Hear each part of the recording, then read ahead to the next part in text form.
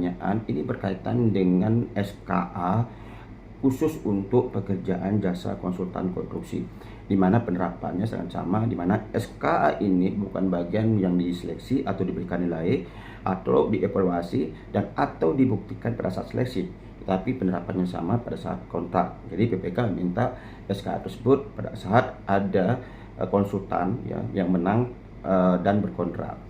Nah, lalu pertanyaannya, bagaimana kita mengetahui bahwa orang yang diusulkan atau tenaga ahli yang diusulkan ini memiliki SKA sesuai dengan kualifikasi yang dipersyaratkan? Padahal untuk penetapan ketentuan remunerasi sesuai dengan Kepmen 254 kalau nggak salah ya, itu ada 3 kriteria yang harus dipastikan. Yang pertama adalah kualifikasi tenaga ahli, yang kedua pendidikannya, dan ketiga adalah pengalaman profesionalnya. Lalu kemudian bagaimana misalkan pada saat kontrak ternyata personil tenaga ahli ini tidak memiliki SKA sesuai dengan yang disyaratkan. Contoh disyaratkan SKA Madya, tapi dia hanya punya Muda. Nah, ini memang membuat yang bertanya ini agak bingung ya. Oke, saya jelaskan. Begini.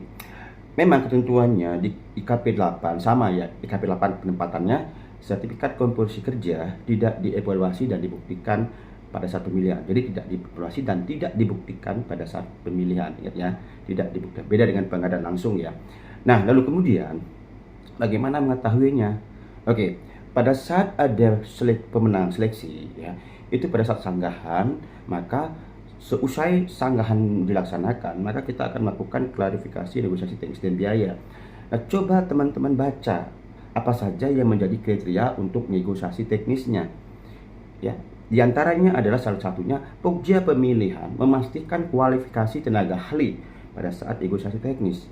Nah, disinilah Pokja pemilihan meyakinkan, memastikan kepada peserta yang menang tersebut agar SKA terhadap tenaga ahli yang ditawarkan ini sesuai setara dengan kualifikasi yang dipersyaratkan.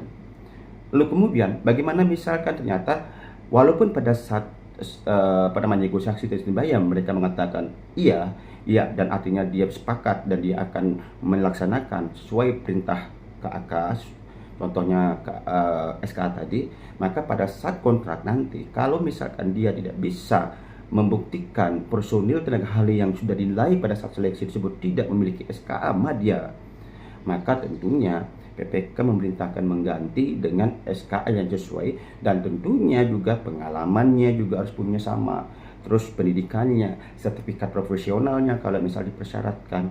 Jadi pada intinya bukan main mengganti juga ya, jadi personil yang diusulkan tersebut harus ada dulu. Filosofinya adalah jangan sampai penyedia tersebut menawarkan personil yang tidak ada.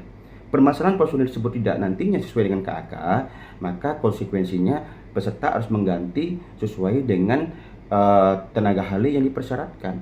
Pendidikannya berapa, S1 atau S2, kualifikasinya Madya atau Muda, terus pengalaman profesionalnya berapa tahun diminta, terus sertifikat proporsional apa saja. Nah, itu artinya bukan bicara tentang SKA saja.